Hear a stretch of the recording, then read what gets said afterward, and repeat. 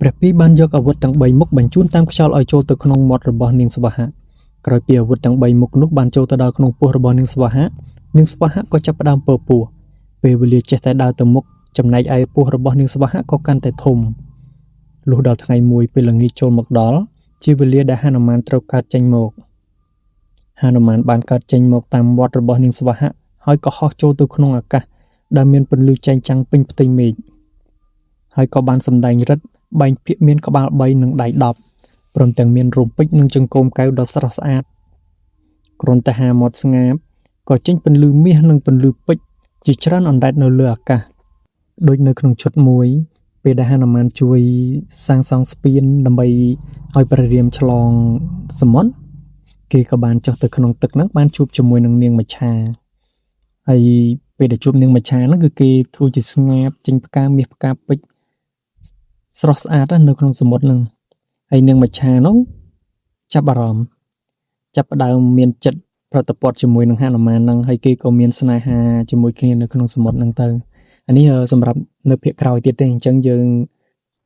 ចាំដល់ភាគក្រោយចាំយើងចូលដល់ចំណុចហ្នឹងឥឡូវយើងតចូលមកដល់វគ្គរបស់យើងវិញ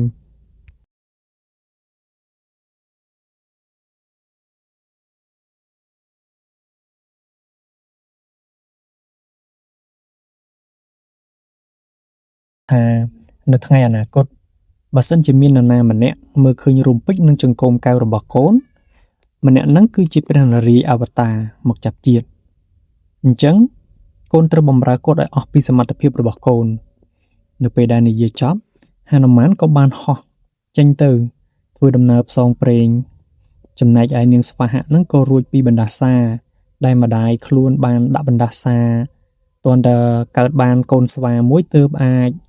រួចពីបណ្ដាសាហ្នឹងអញ្ចឹងនាងស្វាហៈក៏រួចពីបណ្ដាសាចាប់ពីពេលហ្នឹងទៅហើយហនុមានក៏ចេះតែហោះទៅស្រាប់តែឃើញចំការផ្លែឈើមួយហើយចំការនោះគឺមានផ្លែឈើគ្រប់មុខហើយផ្លែឈើទាំងអស់នោះគឺមានពណ៌មាសមើលទៅស្រស់ស្អាតគួរជាទីចាប់អារម្មណ៍អញ្ចឹងហនុមានក៏គីចុះទៅ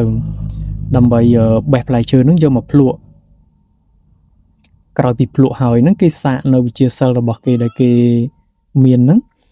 កាច់វាយបំបាក់មែកឈើដកដើមឈើកំទេចចំការផ្លែឈើហ្នឹងគឺគេកំទេចចោលហ្មងដោយគេស្រែកយើងអស់ចាណាស់យើងខ្លាំងណាស់ក៏កំទេចចំការហ្នឹងទៅហើយហនុមានមិនដឹងទេថាម្ចាស់ចំការហ្នឹងគឺជានរណា